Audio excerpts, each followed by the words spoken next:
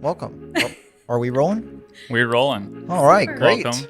You found us. I found you. You took the tour in the maze, Oh, yeah. back room. Yeah, I did the Charlie and the Chocolate Factory elevator on the way up here. It definitely felt like so fast I was going to go through. You felt the G-forces. Yeah, Oh, exactly. yeah.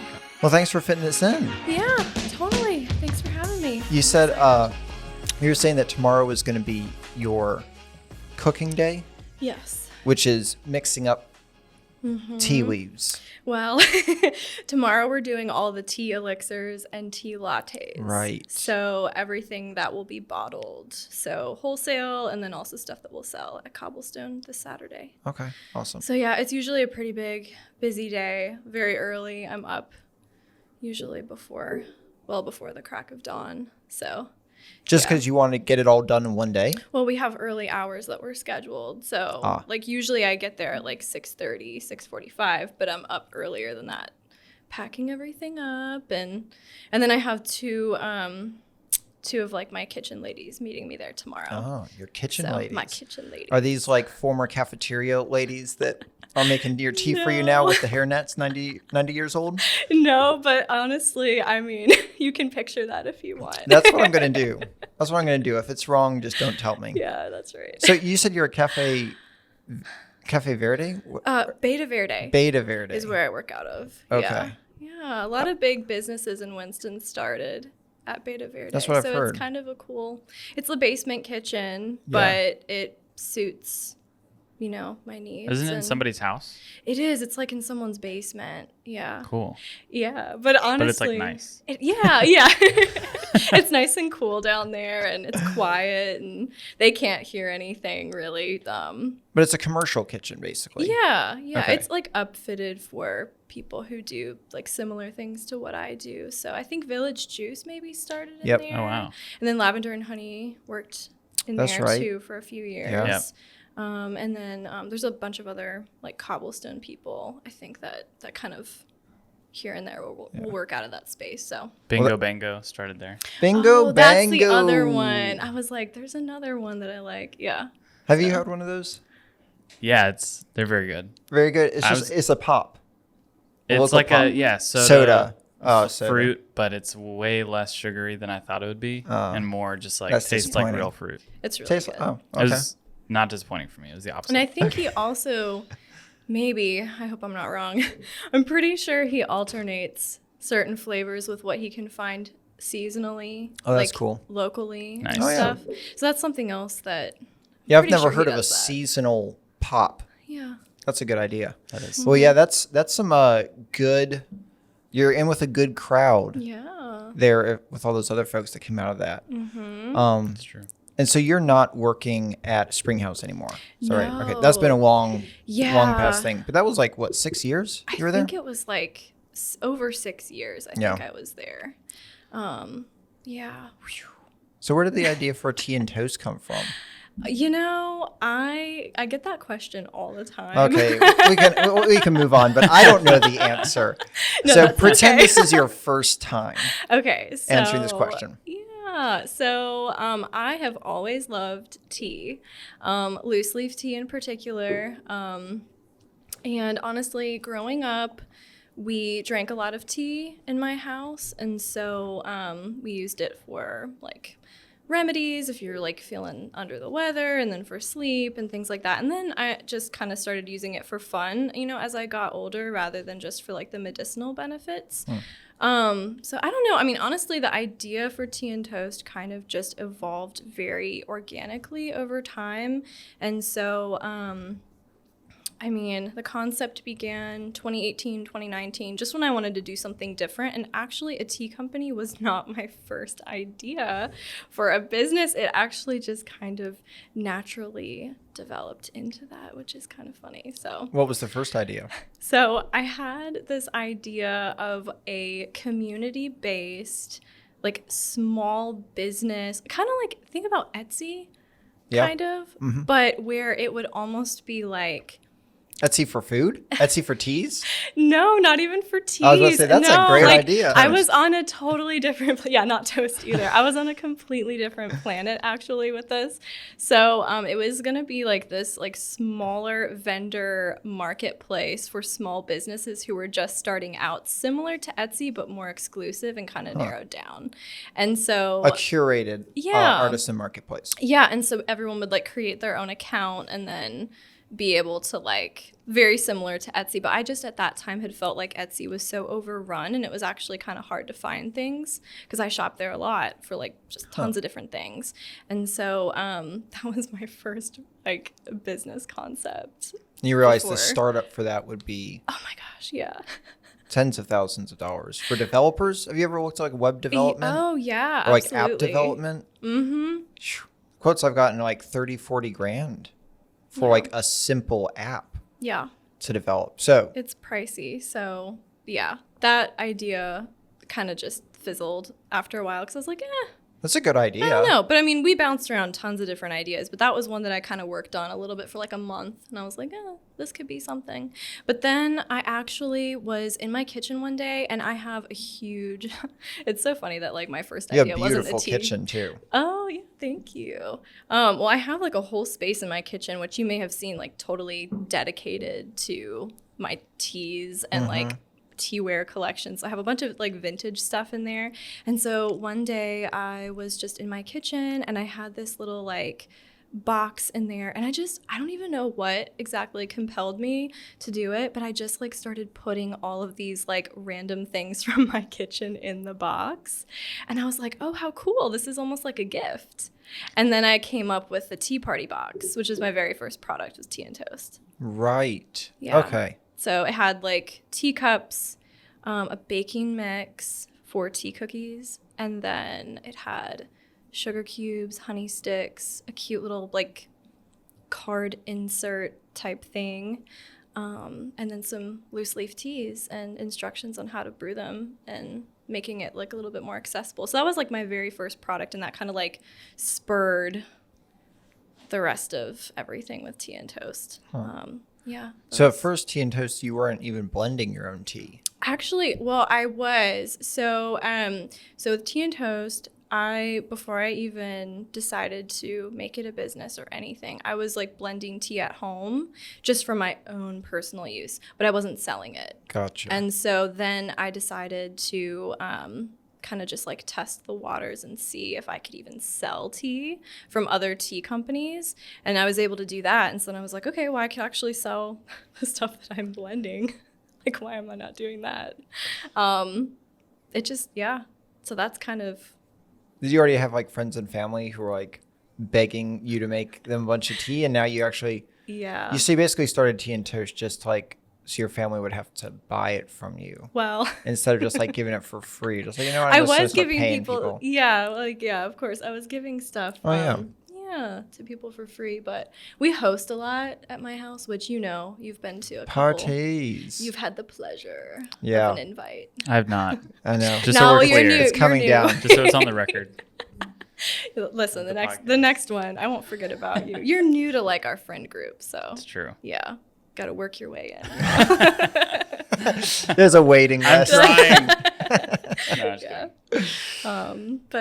You were hosting a lot, always giving people your tea, and people are like, "Oh, this is so delicious." Started putting in the box. I've done lots of like little tea parties with friends, and like in high school, I did a lot of that, and then in college, and then when Kyle and I moved to Winston, like we ended up hosting a lot, and then I was making like tea infused syrups and doing like cocktails and stuff, and then that's where the tea cocktail line kind of started from there too, which is very cool. I think one of the things with the tea and toast, and that's right, it did kind of like start with those boxes. I think that was like the very first thing I saw you doing. But what I have always, I know that you are incredibly talented in like a lot of food stuff, but the thing, and obviously we knew each other, so but it is just everything that I see you doing with tea and toast and like the different teas you do, which are all stinking delicious, these different boxes and everything. It's like so incredibly effortless. It seems to, okay. the laugh that says not ever, but it seems so effortless, like with what you're doing. Like, I don't know how else to describe it. Some people, it's like what they're doing. You can tell that they're like. I'm not saying you don't work at it. It's just, I guess maybe it's because you were so passionate about tea from a young age that it just seems like it's just perfect, kind of the way it is. Like, I mean, I think that definitely helped. There's a lot of that like passion behind it, and I love being creative with tea and toast, and so I get really excited about the stuff I'm making. So that always helps to kind of give you like a push. But yeah, it's not easy. There's definitely days where I'm just like, what do I want to make next? Because I feel like it's kind of like I've kind of put myself in a position where I always have to be creative because everything in the shop is seasonally driven, and I switch out blends 4 times a year. Then I do like limited edition blends here and there. And then the custom stuff for like bigger wholesale clients. And so it's kind of like, oh my gosh, these flavors, like, I have that like fear sort of that I'm gonna like run out. So far I haven't run out of ideas, but I'm like waiting for the day when I wake up and I'm like, my mind is blank. And I've used them all up. I'm like, just throw some Earl Grey in there and so how many recipes are you up to, do you think? Oh gosh, I would have to look, like over 60, 50? Oh, absolutely. No way. It's in the hundreds of tea recipes. What? Easily. Like, so is this like saved in an Excel spreadsheet somewhere? Do you have like a master binder? I have so I keep a lot of it in my head. Physical copy. Master Binder is like a good name for a band or something like that. We are Master Binder. Whoever's listening to this is gonna like steal that. Someone's gonna steal it. Yeah. I do have like a really I have like 2 really big binders in a safe, I would hope. They're stowed away for safekeeping. I don't want anybody to find those, but I have several recipes. I keep everything. I don't always have like everything exactly written down how it is done. What happens if you die? Of it's in my, I've had that thought. I've actually had that thought. Whoa. I'm like, well, I guess the business just dies with me. Like, actually, that is job security. I mean, right. Like, you're kidnapped. You're like, hey, if I die, that all these recipes go with me. Right. It's kind of exactly. Are they actually in a safe? I have some of them in a safe. Nice. Yeah. Because there's like certain processes that I have created that I don't want anybody to know about. So I have extra stuff that I put. Yeah. I need to make something that it needs a safe to be kept safe. That just seems cool to me. Also, I'm kind of a type A person, so I feel like that's why I go the extra mile. What is type A? Type A is details?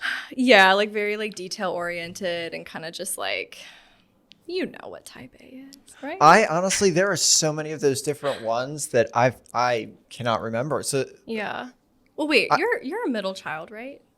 Yeah, see, that's another thing. Right. It's besides like all the different types and numbers and disc and all that, then there's also like, what birth order are you? What birth order? Let's get into that. Yeah, everybody's looking for a box. No, but type A is detail, right? Yeah, I think like more detailed and like kind of structured, and they like almost like over prepare for things and like lots of lists and planning and stuff. So that's definitely me, and I'm a first child. List, planning, want order, structure, all that stuff. Okay, gotcha. Yeah. No, speaking of recipes though, I remember, I'm not actually sure if this is true, but KFC has evidently like one of their big things is like keeping their recipes safe, and evidently it's like on several pieces of paper, I want to say. So it's not even complete, and it's like 4 different vaults, and the vaults move around regularly. Oh my gosh! To try to do it. But you know, the times that I've traveled abroad, KFC is like the #1 international restaurant everywhere. Like it's bigger abroad than it is here, which is so weird. It's huge in Japan. It's all like all they eat for New Year's. I think. Really? For New Year's, we're eating Chinese food because that's all it's open. In Japan, they're eating KFC. What? Yeah. I guess that makes sense, right? Does it make sense? I mean, in some like twisted, weird way, it kind of does. Yeah, in some parallel universe kind of way. No, but when I was in the Netherlands as well, it was like the line for McDonald's was like, I don't know, like 15, 20 people or something like that. But KFC was like down the road. Oh my gosh. Always. All the time. Sorry, Christmas. Okay. That's all they eat. All they eat at Christmas. Yeah. Oh, that's even worse. Yeah. Anyways, okay. Anyway. Well, just take a page off of that, rip it up in a couple different places, put it in a couple different safes. Yeah. I'll take one of it. We've got a safe at my house as well. Oh, okay. Yeah. And make that the one with all the recipes Our that I like. fallback location. I just ordered a safe, so I'll be the third. Okay, location. perfect. Nice. This is all coming together. It is. But over 100 recipes, And that's just that stuff loose you're gonna leaf cycle tea. back. That's just loose leaf tea blends. That doesn't include the tea lattes and the tea elixirs. Oh my gosh. That would be like that's like a whole other binder. Wow. Yeah. It's a lot of information to keep track of. And a lot of I have batch record sheets because anybody that's kind of in this industry knows if you're making a fresh product to sell, you need to have your batch record sheets and everything needs to be. What's a batch record sheet? So basically let's see. Basically it has the batch number, the product that you're making a batch of. In case someone gets sick. Yeah, in case someone gets sick or exactly. And then for gotcha. you to keep track of everything too. So I literally have ingredients listed. The recipes aren't there, but the ingredients are listed on the batch record sheet. And then you have the date you made it, how many you made, the batch record number, and then coupled with the product number is how I do it. So I have a pretty extensive system that I've developed over time, which is it kind of sounds, it actually sounds crazy. Helpful. No, Yeah. That sounds super helpful. When I'm saying it out loud, I'm like, oh my God, did I do that? Well, who am I? I'm so boring. Am I a crazy person? But Right, if you're why? wanting to go back and tinker with recipes and find ones you did at one point that worked really well and then not have to it's going to be so helpful to me. If I was doing tea and toast, it'd be on 100 different sticky notes. They're scattered, thrown away half of them, and who knows where those are, and these are on the window, I guess I'll make a new one. That definitely happens to me. I will have an idea in the most random place, and I will have sticky notes in my purse, and I just will jot down the ingredients that I'm thinking of in the order that I want to blend them in and all this stuff. And then so I have definitely a stack in my office of papers that I sift through every once in a while oh yeah, I had this idea months ago, and stuff like that, because I feel my brain is always going. Yeah. So is there somewhere where you feel the best thinking happens? It's just all over the place. But is that what comes to you when you're doing something different, or you try to sit down and we're going to figure out some new ingredients or honestly, new recipes?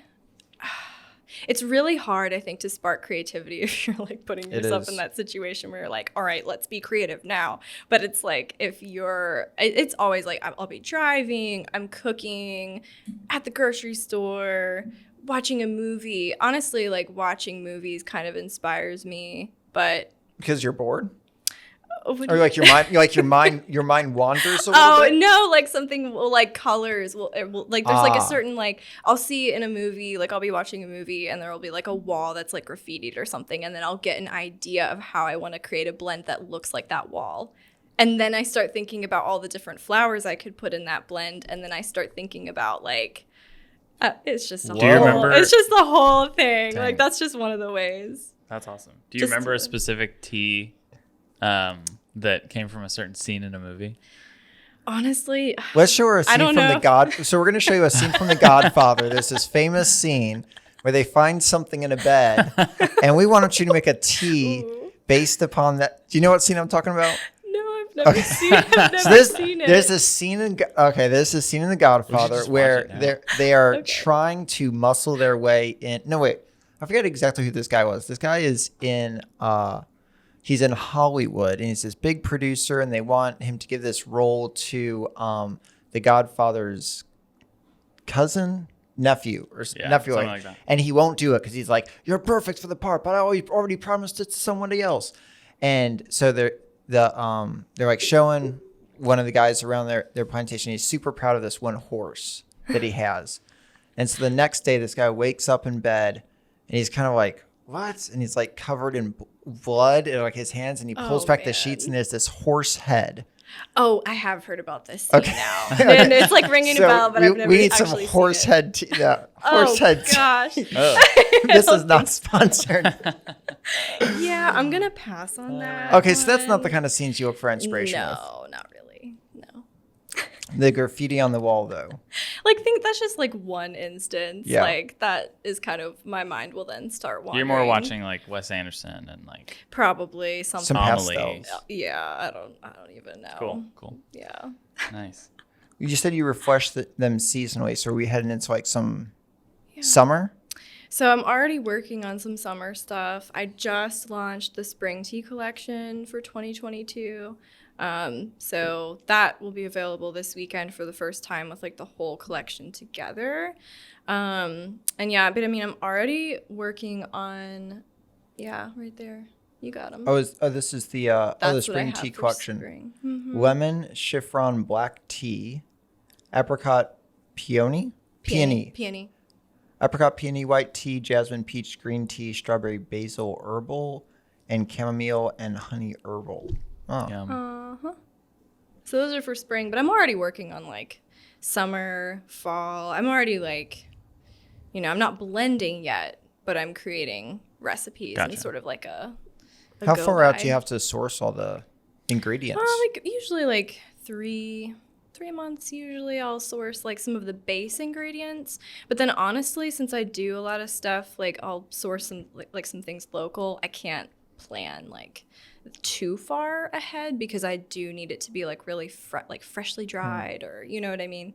So like certain like herb farmers don't really have like everything that I need You try that to buy far in advance. You know try what to I buy mean? from local. If I can, but honestly, that's kind of where I would love to do it more, but I do run into some difficulty there because not everybody's, able to provide me pounds and pounds of ingredients. Well, there's got to be some locally, things that aren't even grown locally, right? Yeah, oh, definitely. But I do get a lot of stuff United States grown. So that is a plus. But then if I was actually telling someone this the other day, I did like a tea blending workshop over the weekend and someone was asking about like ingredient sourcing and things like that. And I was like, well, yeah, like, I do try and get a lot of stuff local if I can, or like, US if I can. But obviously you can't do that with everything, especially like tea. Mm-hmm. But what's tea? Like white tea, green tea, black tea, like actual like tea, because they those grow are that in other countries and stuff. Gotcha. Because they have the better like climates for it. A lot of teas in Africa, right? Yep, there's some teas in Africa, and then India is another really big one. China, Japan, and then Egypt does a lot of like chamomile. Egypt. So, okay. Yeah, and I get my marshmallow root from Egypt too. It's the best place to get marshmallow root from. It is. in my experience. You would know, yeah. Yeah. Good marshmallow root from Egypt. Yeah, but I was telling somebody the other day, like with certain flowers, I'm only able to get like ounces of them rather than pounds. And so that's when I'll do like a limited edition blend and where seasonally blending works in my favor because, for example, the apricot peony white tea, I only had ounces of those flowers to use, like actual peony petals. Yeah. So when that blend is gone, it's gone. I mean, it's only here for spring and then I'll never make it again. What does peony taste like? It's like very floral and kind of like a little bit earthy. Huh. They're nice though. Yeah. So how are really you nice. How are you getting the apricot flavor? That's with dried apricot? Or no? So I'm not, for that one, I'm using apples and then I do like an apricot extract in there. Oh. And then there's peach in there too. So. Wow. It's very good. When you say, but it's not like peach leaves. It's like actual little bits of the fruit. Absolutely, yeah, like dried. Dried. Fruit. Okay. So you do like. Do you dry it as well? Okay. No, I don't. No, but. So you order it dried. Mm-hmm. Okay, cool. How many? Like if before you. How many times do you have to like mess around with those different levels and like sip and try and like brew again and? Probably like 4 to 5 times. It kind of just like depends, honestly. Like I have certain teas, like a blending formula kind of down for like certain blends. And then I'll just like reuse that formula. But sometimes you just don't know until you get in there. And so you really have to like do some product testing and experimentation with it and see. Because like sometimes I'll have an idea in my head and I'll be like, oh yeah, I can totally use this formula from winter, like da-da-da, like, And then I like go and make it, and I'm like, oh man, I have to scratch this whole batch. Like you make a whole. I've done it before. I've done it wow. before. Now I know Okay. better, and I'll only do like a small portion, like an ounce for like a sample. And so, yeah. And then that way, if I have to like tweak it, I can tweak it. You know what I mean? And then, you know, just go through my entire like product testing process. And then when it's ready and I'm in love with it, then I get second opinions and third opinions. And then I launch it after that. Those are your VIP customers? Or is it basically just Kyle? Yeah, Kyle. Poor Kyle. He's probably so Come and sick taste of this tea. tea. Literally, yeah. I'll like walk into his office and I'll be like, hey, I need you to try this. And he's like, okay. Honestly, that sounds great. It does, but he's like not a huge like hot tea person or like hot beverage person in general. He likes iced stuff. Yeah. And so he'll like take a sip of it, and then I think he's just kind of over it sometimes. So he'll just be like, yeah, it's good. And I'm like, okay, what did you like about it? Like, I need a little bit more. But, you know, classic. but most of the time he's pretty good, especially with the tea elixir, like samples and stuff. He loves that because I'll make him a cocktail and he's like, yes, score. Oh, there you go. Yeah. But those elixirs are so good. Thank you. So good. Yeah. Yeah, the little suggested recipes are like awesome Good. as well. Yay. Makes it super easy. Yeah. I want to make it easy for people to enjoy like good like craft stuff. So I'm glad. Yeah, and honestly, even with the with your mixed tea bags, it seems like we had Kylan on here from Say So. And it seems like, I don't know, coffee has just really, I mean, taken huge leaps like in the past 15, 20 years. Like, I mean, growing up was basically Dunkin' Donuts was it, you know, down here. And then like Starbucks like blew everybody's mind, you know, and now we've got even like so much better like artisans, coffee shops and stuff like that. Yeah. And I used to drink a lot of tea. Actually, that's really all I drank. A lot of rooibos tea. Yeah. Rooibos with honey and little, what are those little like they're not graham crackers. Like they come in the white tin with the red lettering. Oh. Towards the B? Maybe not. Maybe. Are they like kind of like cookies? Biscoff. Or yeah, okay. Oh, yeah, that's what they are. Some rooibos and honey and a Biscoff cookie. That sounds great. That was Rooibos. like that's all I used to drink. But it's just, and then I kind of got into coffee, and coffee is just like, man, this is, I don't know, but I love seeing in the right setting, like tea, like good artisan craft tea is just like unbeatable. Yay. Yeah. Yeah. I think so too. Do you have like favorite teas from like kind of what Seth is saying, like super fancy people who are just crushing it? Like on what do you mean? Like any other companies that are making like specialty tea that you've had that were inspirational? Yeah. Yeah. I mean, I like Chad's Chai is great. You know, they're local. And I actually, before launching Tea and Toast, I sat down with Chad and was like, I want to be your friend. Like, I want, you know, like, give me your blessing, Chad. Right, kind of. You know, more of like a community over competition type, you know, relationship. I wanted to start with him. And I actually really love his teas. I have been drinking his teas for a really long time. Yeah. So yeah, I mean, that's the other local person. And then Vitapur in Greensboro. Have you ever been over there? That's another cool spot too. I don't really dabble too much with business in Greensboro. Like Winston-Salem's kind of like my base, and then I'll ship, you know, other places. But I'm okay staying a little bit smaller, you know. Yeah. But that's another good local company too that I really like their stuff. And then they also always have like new blends as well. And so it's really cool to see like other people doing sort of like more seasonal tea blending and small batch tea blending like I do. I think that's really cool. So they do all this blending like in their store, and you can go in and there's got different like containers that you can test it and everything like that. Huh. Yeah. Is do you feel like most of the people that are buying your boxes, are you still doing like the little tea with like the honey and all the things that you started with? So yeah, David had it pulled up earlier. I am still doing the tiny tea box. I don't do the tea party boxes anymore. I did them over I did do them over Christmas though, as like a sort of like a limited edition kit. Like I brought It'd be back a great the present. original.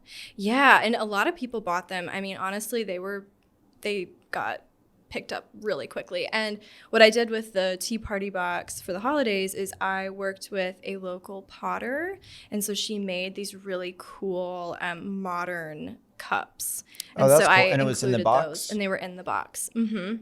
And so I think I only had maybe 12 of those boxes for for Christmas, and I sold them all like really quickly because people wanted them as gifts and stuff. But I don't really offer that box regularly, but I do offer the tiny tea box, which has the 4 seasonal loose leaf tea blends, honey, yep, that one, sugar cubes. It has a little packet of non-toxic tea filters, and then there's like a little card insert in the bottom of the box, and that talks about each blend and what it tastes like, if it has caffeine or not, and stuff like that, and just kind of like thank you for supporting our small business and all that. But those are really popular though, and they change every season, so there's 4 different teas in them every quarter, which is really cool too. So I like that box. How many stores are you in around here? Off the top of my head, I mean, because you're in poppy seed. Yeah, so I'm in lavender poppy and honey. seed. So poppy seed has all my tea elixirs, and then lavender and honey does custom tea blends, which they like will label and sell as their own. Okay. Which is great because it's like another creative outlet, and I really love meeting with them every quarter to like have them taste. They want something new. Oh every yeah. quarter. So yeah, usually. So sometimes they'll keep teas if their customers are really loving them and don't want to see them go away just yet. They'll keep them a little bit longer, but we usually have a meeting about 4 times a year. Oh, that's awesome. And then around the holidays, we'll do like a special holiday blend for them too. So those are 2 big places in Winston. And then, Bowie's Market is really great. I sell stuff in there. They just kind of pick what they would like from my seasonal selection. And then Heritage Harvest Farms has like an online program. Oh, yeah. And so they order stuff from me pretty regularly. There's a couple other small places too. Dom's. Have you guys ever been to Dom's? I haven't. No. Where's that at? It's on Spruce Street, I think. It's actually like right around the corner from here. Wait, is it a restaurant? Mm-hmm. It is. Okay, and they have I a have little seen market that. in the back. Right. It's all plant-based food. That's right. It's okay. really good. Yeah, a guy here at Flywheel turned me on to, there's a sub page somewhere really far in the Yelp app, which is called like Hot and New, New and Hot, something like that. And it's always just like whatever is a new restaurant that's like gaining a lot of traction, which is how I found out about Raku Ramen in Clemens and a couple other places. Yeah, but I think Dom's was on there because it's like the first plant-based restaurant around here. Yeah, they're awesome. And I think they used to be Mozzarella Fellows. That's in right. Kernersville, and then they wanted to kind of like do something a little bit, more, I don't know. Went from really greasy pizza all the way over to plant-based. Full circle. Big leap. Yeah, I actually really love their food though. It's really good. Yeah. They have these like cauliflower wings that are like really good. Like in buffalo sauce?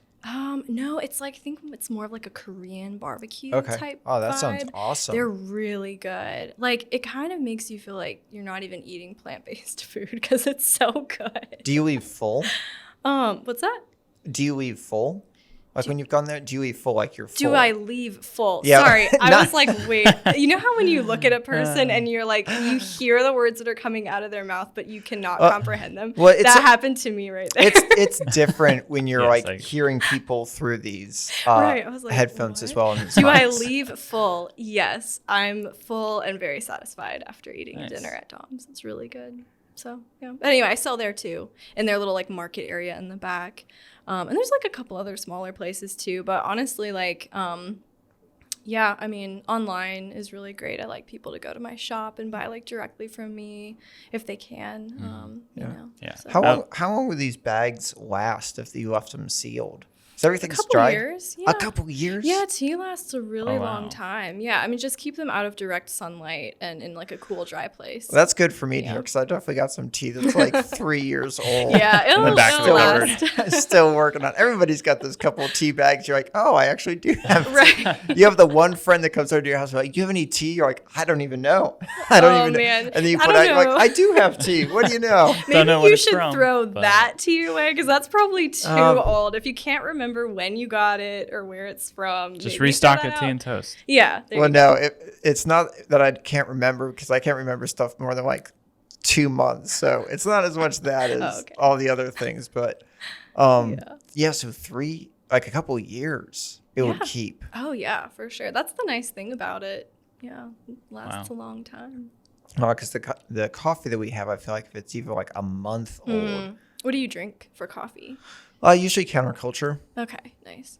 We like Apollo and Fast Forward. Kind Yeah. of like our favorite I like Fast summer, Forward. spring blends, a little bit lighter, a little bit more floral. But we go through so much. We used to have a counterculture subscription, and they would Oh, send yeah. us, I think, 3 bags at the beginning of every month, or it was like 3 bags every 2 weeks because we were just like flying through that. That was when I was working at home, and it was like you make 2 or 3 cups of coffee a day, and then iced coffee and Yeah. all this other stuff. So we would just fly through. But yeah, we're kind of counterculture is like one of our favorite things. Nice. That and black and white we'll buy sometimes. That's where we're at. Like if Black and I'm white's gonna very drink good. coffee, yes. Well, yeah, you know, David, because you work a lot at Say So, right? Like you're kind of over there. I work, yeah. Like He's not one of the work homies. there, but I will like do you, work you at- will do work Yeah. at Say So. I did get behind the, well, Did you? I got behind the bar at Lavender and Honey again. Oh, you did? Yeah. Recently? Yeah, like last Nice. week. Oh my gosh! I didn't you're know like, that. I'll make my own drink today. Exactly. It was pretty great. It was a slow line. Everyone was there. I was like, yeah, I'll come back there. Oh, I thought you meant you're working there again, and I was like, No. really? I just went. No, I just you walked just back went and back started there. making a few drinks, Oh my gosh! and then I left. It was great. I love it. You still got the skills? I do it. So usually, if it's been a while, I'll feel very rusty, but it all came back to me. Yeah. So many hours of, slaving over that machine Yeah. last year. Honestly, that would be the one thing. Like, there's probably, there's got to be like 8 different ways to make coffee. 2 ways to make tea, right? 2 ways. It's basically like loose leaf It's a or, little bit of a different. it's either in a process, bag yeah. or it's in like one of the metal, what are those called? Like the infusers, Yeah, like a- infuser baskets. Yeah, or, exactly. Oh, It's yeah. like, Yeah. Those little rubber guys that are like hanging on your mug. yeah. Don't use those. Those are so bad. Why are they bad? It Because changes they the have taste. all the plastics and stuff. Do you want to be putting that in your body? I'm sounding crunchy. No, no, you're not I'm sounding not. crunchy. I'm not that crunchy, but You can tell us. yeah, no. It you has know. what does plastic have again? The acronym? They used to mean- take what's on the bottom of the Nalgene that they took out? Oh, EP, It's like check if your water bottle doesn't. It's like BPA free. BPA, BPA. yeah. That's what I'm okay. thinking of. Yeah. Yeah. But the thing is with that is like, at one point they didn't think BPA was bad for you. So they definitely had to, because I believe BPA is it's a sealant. So it's like what was on the outside of the plastic that like kept the plastic away from your water. But then they realized like, oh, what we're sealing it in is like giving people cancer. So maybe we shouldn't seal it in that Yeah. anymore. And so it's like, well, what are we sealing it in now? One of my buddies, I was over at his house and he was taking his Nalgene's and they were putting it in their washer. And so like, it's going to go through with all that hot water in there. And then Right. like, it's going to get dried in there. Mm-hmm. And I was like, man, I would not put that thing. Cause even the old school Nalgene said like, do not put hot water in it. Cause it can like wear away the enamel. You put it in the dishwasher. Yeah. It gets so hot. Yikes. Yeah. But yeah, I think BPA.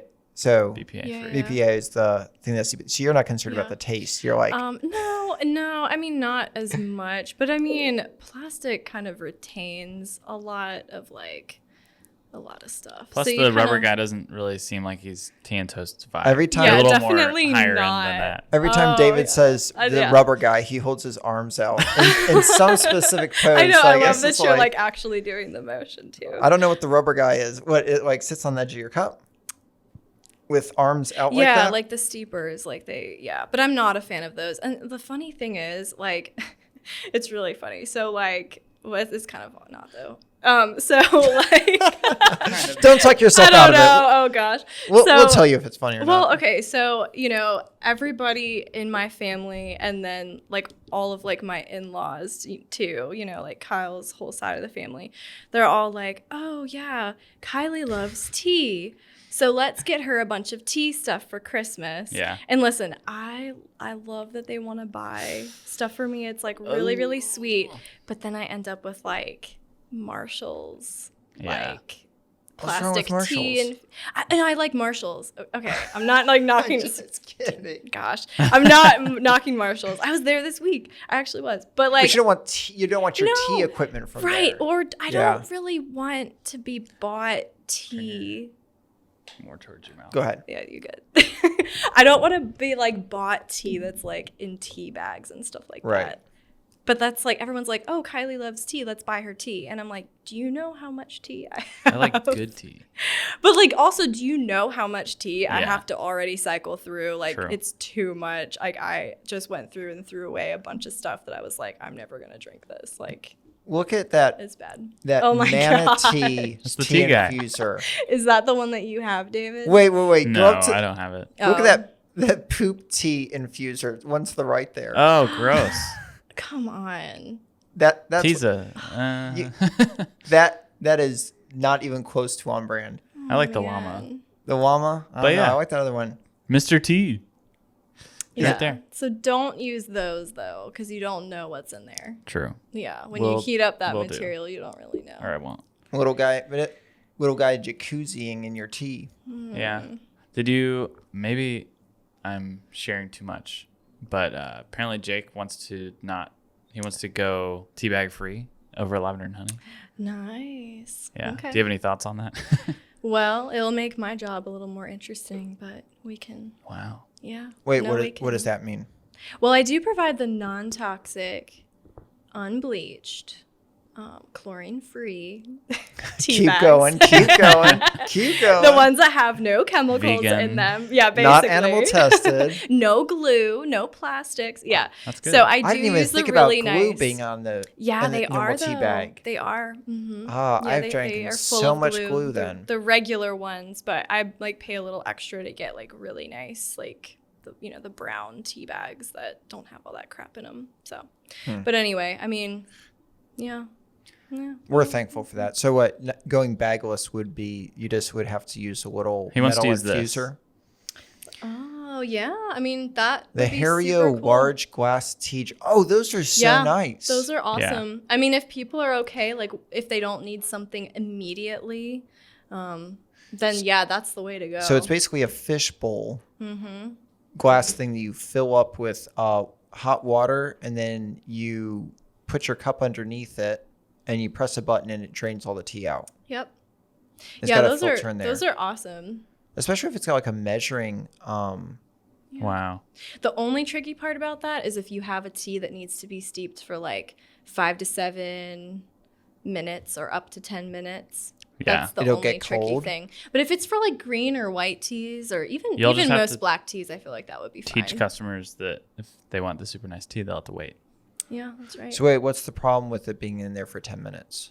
We just get cold? Well, no. So with, so what do you mean? Like you said the only problem with those is if you've got something that needs to steep for 7 or 10 minutes. Oh, right. Like if you have an herbal tea that has like a lot of like dried fruit or citrus or like all those like herbal components usually have to be steeped at a higher temperature and for a little bit longer. But like a green tea, you only need to steep it for like 2, 3, maybe 4 minutes. Right. And that's at a lower temperature. Right. So like that would work super well because people would only have to wait a couple minutes. But if they want like a really robust herbal blend, then they're going to have to probably wait a little bit longer if they want it to have as much flavor as we want to have in it. Right. For like the recommended steep. Yeah, I remember finding out the whole like steeping water temperature thing because the kettle that I used to have brought all the water to 214. Yeah. And so I just thought I hated green tea. Oh my God. Because it always tasted like sucking on a dry eraser. Oh yeah, it's nasty. If you burn tea or like over steep it, it gets ugh. Yeah, well, I'm glad you don't do that anymore then. Yeah, it was basically like drinking battery acid. I feel like at that point it's just like no taste, just like nasty. I was like, why would anybody drink green tea? Yeah. Because it's 205, 198 for green tea? No, actually you want to do between 165, 170 and 180. That's kind of like my recommended range. Yeah, you actually want to steep it at a lower temperature. And for the green teas that I will typically buy, it's a lot lower, but they're more delicate. And so if you want that like bright green color, and then that like really nice like smooth or like grassy, some green teas are like kind of grassy and some are kind of like a little bit almost like citrusy or fruity. If you want those like really natural beautiful flavors to come out properly, then you do have to steep them at a lower temperature water, so that you've like burned your green tea if it's brown, because green tea shouldn't be brown, it should be green, so that's like something that should be so So obvious. Are you still like making green tea at too high a temperature then? Well, I mean, I haven't made green tea in probably 5 years because I thought it tasted awful. Well, the next time you do, now it's it is kind of a game changer. So don't order it at a restaurant then. I mean, if they know what they're doing. Yeah, but it's just like we have tea. When I was traveling in Montana this last year, my buddy who is like, you'd have fun talking to. His name is John, and he is like very, very, very, very into tea. Has been for like the longest that of anybody that I've known. And we were in this cafe, and he was like, "Do you have any tea?" And they're like, "Yeah, we've got green, black, and Earl Grey." And he was like, "Yeah, maybe can I see the box?" And they watched it, and he's like, "Yeah." And he's like, what did he say? It was like saying we have black tea is kind of like, yeah, we have sandwiches. And it's like, what kind of sandwiches? There's thousands of types of black tea. See, there's you thousands sound like of a sandwiches. Tea snob, though. Like exactly. I don't ever want to sound like a tea snob. I feel like I hope that no one listening to this is going to be like. Well, there's a difference between being snobby and then like, I mean, we're thankful that you know that much about it because you're creating these teas that otherwise we would have never made. So somebody's got to be snobby if it's going to be good. In a not so snobby way, I am really trying to get people to drink more loose leaf tea and to like show them how to properly steep it, because it's really not that hard once you get the hang of it. But I don't ever, like, my fear is like coming across as like this like uppity like tea connoisseur. I'm like, oh, like I don't want to be like that. I'm just kind of like, hey, we love tea, let me show you how to enjoy it. And like, I don't know. If there's anybody who is a tea, okay, if you've got 100 recipes of loose leaf tea that you've made yourself, you're a tea connoisseur, right? No, I mean, they have like tea, what is it? How do you say it? Sommelier? No. Sommelier. Really? Yes, sommelier. Sommelier, right? Yeah. Yeah, they actually do. You can become a tea master. You have to like go and travel. Where would you even use that? Maybe if you're working for like a really, really big tea company, and then they need you to have that sort of background. But for someone like me, I mean, I don't really need that. But it's an option. Would you ever go get training for that? Probably not. It's expensive and like it's a lot. I mean, it's kind of like going back to school in a sense. What kind of things are you going to learn? Because I know like an actual sommelier is like, yeah, I mean, this is from this year in this region. And again, we're getting into like snobby territory. A drought for 4 months, and you can taste it on the whatever.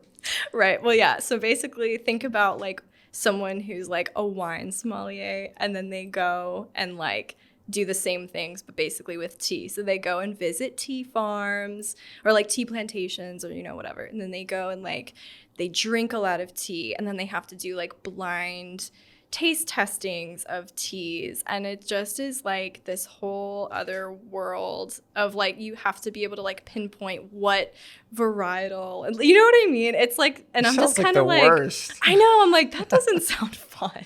Like, I love tea, but that does not sound like fun. I'm like, no.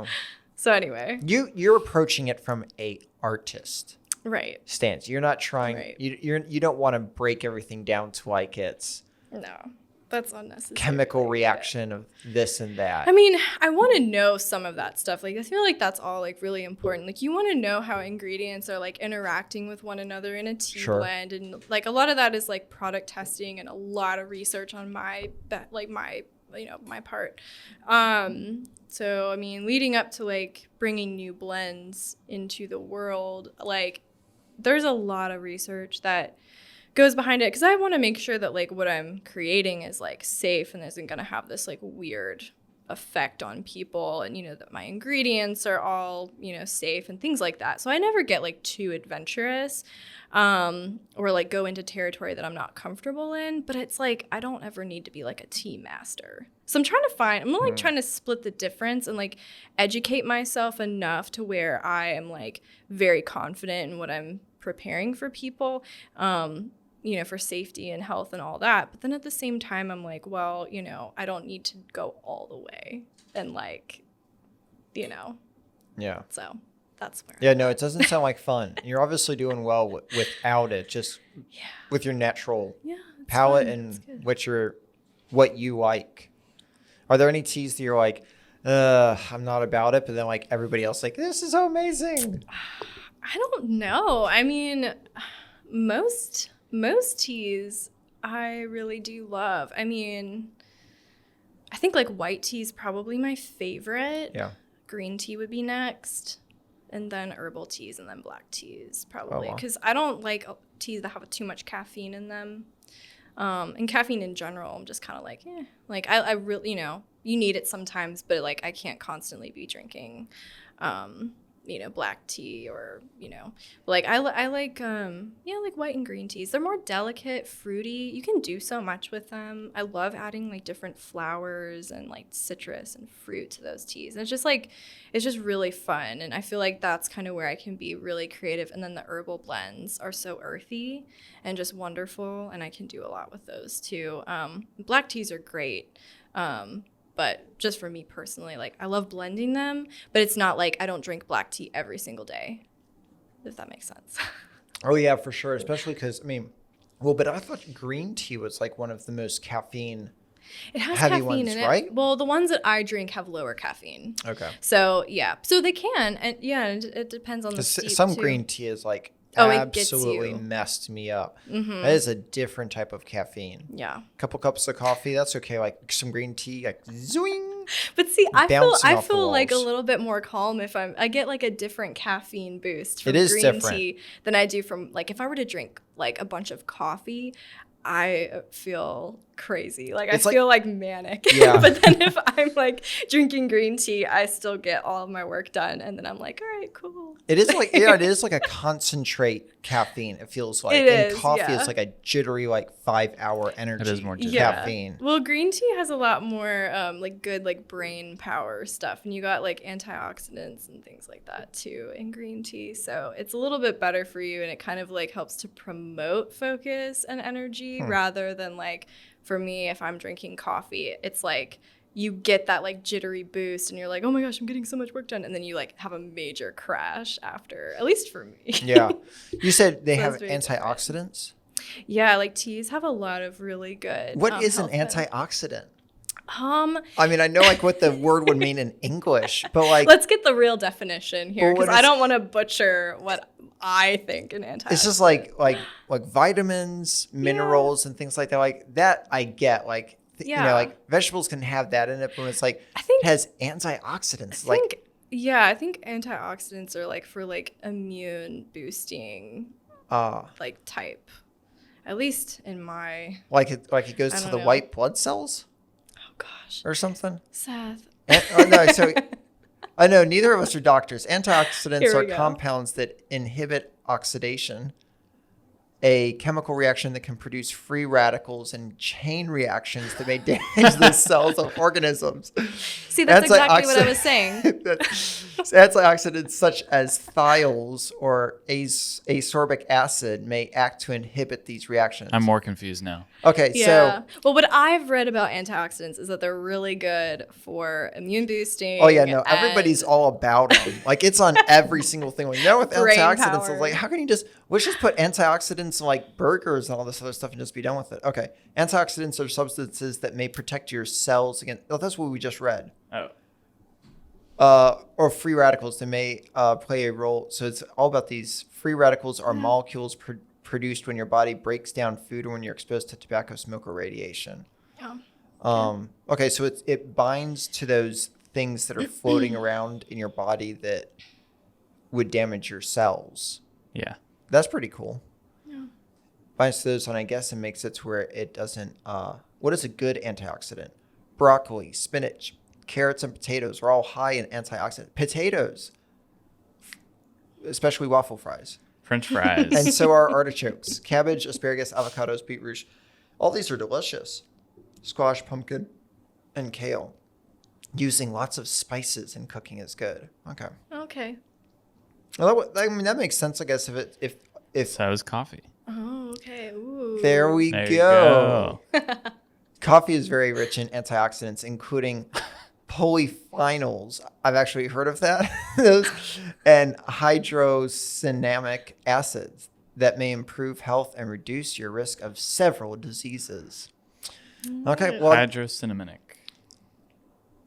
So it's like water cinnamon. Yeah, basically. Cool. That's what I got from it too. Hydrocinamic. And so right. We got really nerdy. Well, I've been curious about that because there's all these like you just see that on so many things, but I guess it makes sense if so many of these antioxidants come from plants. Oh my god! Yeah. And beans, for coffee, then that it would be in tea leaves as well. Yeah, they're definitely in tea leaves. You're saving lives. Oh man! By what you're doing, you are eradicating those free radicals. Yeah, I mean, just like. I'm just so passionate. You basically are a doctor right now. Well, I wouldn't say that. The medicine. You don't have to. I said it. You can say it. Yeah. No. Well, that's awesome. Well, kind of what's next? I know you're building out a. All right, I'm not allowed to say that. Or no, can I say, you can talk about it. Okay, talk about it. What are we talking about? You started. Your little trolley. Oh, okay. Maybe I should have started. So we were kind of, If this is a secret, I know you told me about this, and we don't have to talk about it. No, it's not a secret. So it's not anymore. Not anymore. No. So we were kind of playing around with like the idea of like, okay, well, where is Tea and Toast going? Obviously I'm a pop-up shop. And I really love being in that sort of space, being a pop-up shop, not having a storefront is, I think, beneficial for me personally in a lot of different ways. But we were like, well, how can we kind of elevate and expand on the experience with Tea and Toast? And so we started having these conversations about a year and a half ago of like, what if we did like a trailer, or how everyone has like those coffee trailers and things like that. But I was like, but I don't want it just to be like any old like trailer. You know what I mean? I want to like kind of build something like from the ground up and like make it my own. And I just wanted it to kind of be a little bit unique and like representative of like my personality too, which is like a lot of like what Tea and Toast is like a direct reflection.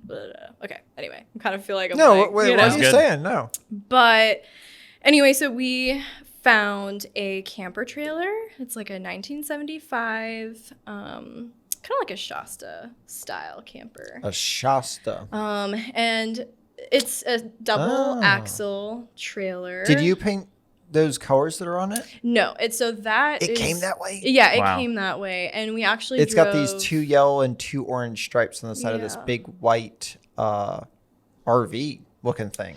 Yeah. So it's like a larger camper trailer.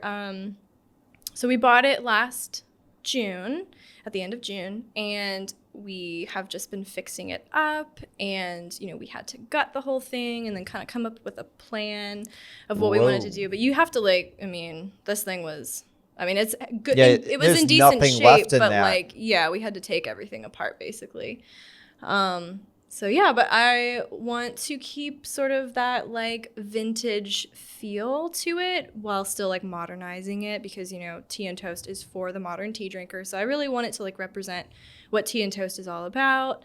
So yeah, so we're renovating that right now. We actually just picked it up from the like tire brake and trailer place where they like work on that stuff, and they're building new axles for it. And so we picked it up and we just took it to like the workshop, which is where we're going to finish it, and then we'll get the new axles put on it after that. It's like a 6 to 8 week turnaround time, and I think it's probably gonna be about like 4 or 5 weeks now, so because we've been waiting a little bit. But yeah, basically the traveling tea bar, it will be our mobile storefront. And this so that's post, what's next. This post says that you've named every vehicle you've ever had. Yeah. What are your vehicles' names? Into the past. Oh gosh, there's been so many. These like Harry Potter characters. So yeah, so we had, my favorite one that we named was Gideon. That was the Jeep. Okay. And then we had Reba Wrangler. Beautiful. Yeah. And then my current vehicle is named Dakota. The 4Runner? Yeah. That's a good name for a 4Runner. Yeah, I know, I thought so. I like it. Mm-hmm. And then I had a little yellow car that we named Penelope. Yes. Nice. I don't know. We just like Makes to sense. name all the vehicles. So I don't know. I haven't come up with a name for the T-bar, but I have recently been referring to it as a her. So that means it'll have a female name at some point. I just haven't. Some vehicles just feel like girls and others feel like boys, and I know. Yeah. So it's just the vibe you get off of it. Yeah. So we'll see. But I'm really excited about it. I found some really cute like bistro tables and chairs for it to put outside, and I'm super pumped. Oh, that's awesome. Yeah. So it's a lot of work. Yeah, but I've been like very like patient and like saving for it and all that stuff. So we're just kind of knocking it out as we go.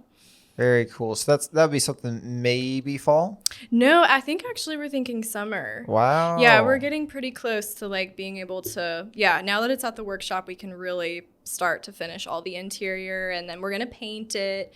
And then once those new axles are on there, I mean, we're like home free, and then I can get it inspected. So Love it. Yeah, but I don't know. I was kind of getting in my head about it for a while, and like I felt like it was taking forever, and I was just starting to get like, oh my gosh, like is it ever gonna get done? And kind of like discouraged about it. And then I was like, you know what? Like I have my whole life. Like it's all good. Like I mean, I obviously really want to get it done. I think it's gonna be a game changer, and it's getting done, and I'm so excited about it. But I was just trying not to get like discouraged about it, 'cause I'm like, you know what? This is just part of the journey. So.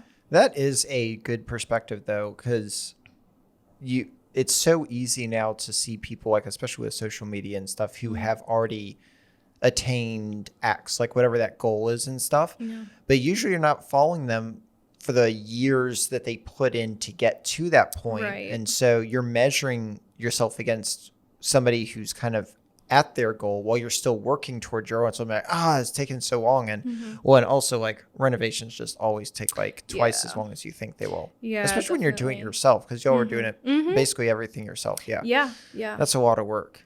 Yeah. My dad has been a lifesaver in all of this. My dad, and then, Kyle kind of tag team and everything has just been like amazing. Yeah. I can't do that stuff by myself. And I could, but I'm like, like, I'll leave that to y'all. I remember I helped a buddy change out the axle on his RV, like a camper trailer like that at one point. Yeah. And he was like, hey, you want to come over and help me change out the axle? I was like, sure, I don't know how to. He's like, actually, I don't either. And so I was like, okay, great. So like, well, basically I both went over there. And we're just like working. I was like, okay, like, well, there's got to be some bolts. There got to be something in here somewhere, like to pull this out. And we had it all jacked up and everything. Yeah. It actually was kind of safe because we had the right equipment. We just didn't know how to do it. Oh, okay.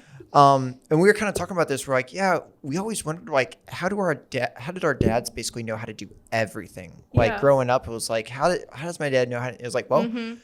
Probably a fair amount of the time he didn't. He was just kind of figuring it out, you know, but like to your little 8-year-old brain, you're like, he knows everything about how to do everything. And we were just like having this, we were these young guys kind of like having a dad experience. Like, oh yeah, dad's just kind of figured everything out. Yeah. Like as you get into adulthood, I think you realize that like they were just kind of winging it and just like you are. And you just didn't know when you were a kid. Yeah. I don't know, but they've been really great kind of helping. I mean, because obviously none of us have done a project like this before. And so this is all new territory for us. That's so great. But yeah, lots and lots of research and just like trial and error is kind of where we're at. But yeah, but things are going a little bit more smoothly now. So yeah, I'm getting excited about it. I'm like, woo. I love that. Yeah, it'll be fun. So yeah, so people will basically come and see me like they do now at pop-ups, but I'll just be serving tea out of the trailer. And then it'll be nice for like my private events too. Because people will be able to sit in there. No, actually, No. But I thought it would be cool like to have a little seating area in there in case people wanted to take pictures in there. Like if I do like a wedding or bridal shower or something like that, and they wanted to like take pictures in the tea bar, that they can do that like a cute little table in there. Or I could do tastings with my like wholesale clients in the trailer if we wanted to. I mean, it'll be air conditioned and everything, so it'll be kind of fun. But yeah, no, it'll be more of like me like serving tea out of it, just like I do now, like from my tent, like at Cobblestone. And then you can just take your tea and all your other stuff to go and get rid all those antioxidants. That's right. All those good vitamins and minerals in your tea. So. Taking all that free radicals. It's the free radicals. Well, Kiley, thanks for swinging by today and filling us all in on that stuff. Yeah, thanks for nerding out and talking about tea with me. Hopefully, it's so funny. Like every time people want to talk about tea with me, I'm like, are you sure? Like, are you interested? Like, do people love this? Do you think it's boring? I don't think it's boring, but I just feel like I'm the only one that's like in my head like this. And then like you think about it all the time. Right. And so I just am assuming that no one else has interest. And it was kind of funny for the longest time, even at pop-ups. I was like surprised people were coming to see me. It's like, you guys like this stuff like me? That's so cool. Like y'all are really, you're coming back again? Really? That's so cool. It's kind of just like, I don't know. I'm just like getting used to like people do really like tea, and that's kind of cool. So I hope that this was like fun to listen to and not it was fun to listen to. Not like click next thing. It was, and it wasn't necessarily like, I mean, for me, like tea is probably not my I won't go home thinking about tea probably as much today, but I love learning new stuff, and I like being around people who are passionate about things that are new to me. And super. That's more than half of what makes this so fun. It's just like getting to hear new things, because I feel like we've been around each other a bunch before, and like almost all this is like stuff that I had never heard before. We've known each other for like 4 years probably. Oh, I feel like I've known you longer than 4 years. Yeah, probably. Yeah. That's like very modest. I was actually on the way over here, I was trying to think about how long I've known you, and I was like, man, because I knew you like pre-Bridget and everything. Oh, for sure. Oh, yeah, and we've been married 3 years. Yeah, like I knew like single Seth. I'm like, that's so weird to think about. Single depressed Seth. No, but it's so cool. Thanks so much for having me on. I think it's really cool, like what y'all are doing, with local features. I think it's like a cool concept, and having like local business owners and local like personalities like on the podcast. I feel like that's really cool. I started listening to it this week. Oh, good. Because I was like, I need to know what I'm getting into. Did your homework? Yeah, I had to. I was like, I hope they don't ask me if I've listened to it. And I'm like, I just need to listen to it. Which one have you listened to? So I started listening to the Tim, Adam. The Michael Jordan one. Yeah, Harvest. Leroy, and so I started listening to that one, and then I listened to, again, really bad with names, but Christy? The go-to. Yeah, I think Christy. Yeah. Nice. So, and I listened to, like, I think that whole one. So, nice. Yeah. Good. I'll eventually get through all of them. No pressure. Yeah. It's some of them are a lot longer and a lot stupider.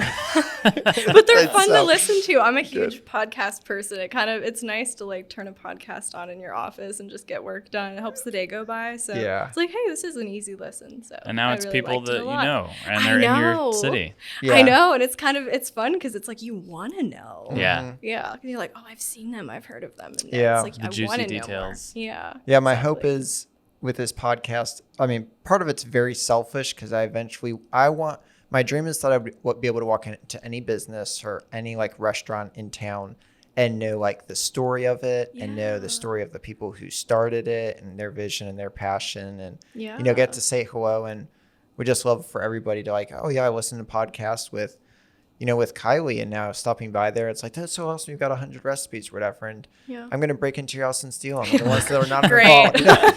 I didn't say they were at my house. Hey, Mr. Keep y'all guessing. In the RV.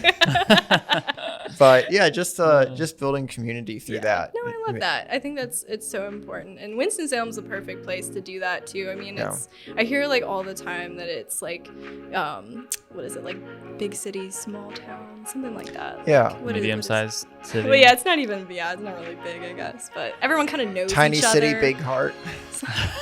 One of those things. I've heard something along those lines. No, I love it though. So I think it's a perfect place to host something like this. So yeah. It's cool. Ooh. Awesome. All right, the end.